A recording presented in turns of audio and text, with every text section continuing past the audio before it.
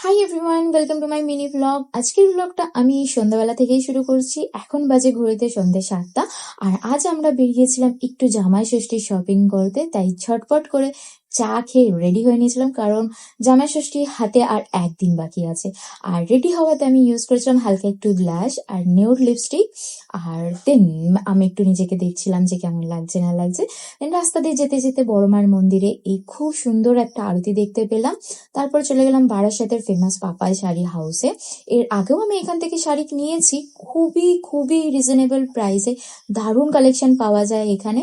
আজ আমি 3খানা শাড়ি কিনেছিলাম। তারপরে বাজার কলকাতা ঘুরে ফেরার পথে রাতের খাবারটা প্যাক করে নিলাম। আর অপেক্ষা করতে করতে এই কিউট সফট টয়গুলো দেখতে পেলাম।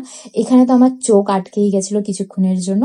দেন বাড়ি ফিরে বাড়ির নিচে একটা ভুলু থাকে, ভুলুর সঙ্গে একটু খেললাম। দেন ঘরে ঢুকতে না ঢুকতেই ডুগুলুনার সাথে দেখা হয়ে যায়। আর ডুগুলুনা তো কিছুক্ষণের জন্য ছাড়েই না, আমাদেরকে এঙ্গেজ করে রাখে। দেন কিছুক্ষণ পরে আমি ঈশানকে দেখতে পাই, ঈশান আমাকে দেখছে টুকটুক করে। ওকে একটু কোলে নিয়ে আদর করে নিলাম। তারপরে এই শাড়িটা দেখো, মোডাল শাড়ি না কি বলে, কিছু একটা বলে, কি সুন্দর কালেকশন ছিল ওদের ওখানে। দেন আমার ডিউটি পড়ে গেছিল ঈশানকে খাওয়ানোর। আর ঈশান এখন না করতে শিখে গেছে, কিছু যদি না ইচ্ছা করে তাহলে ও সেটা না না করেছে, মাথা নাড়িয়েছে। দেন স্কিন কেয়ার করে নিয়ে আমি আমার ডিনারটা নিয়ে বসে গেছিলাম ফুটবল দেখতে। আর এখানেই আমার ব্লগটা শেষ হয়। তোমাদের কেমন লাগলো আমার ব্লগটা কমেন্ট করে অবশ্যই জানিও। Bye bye.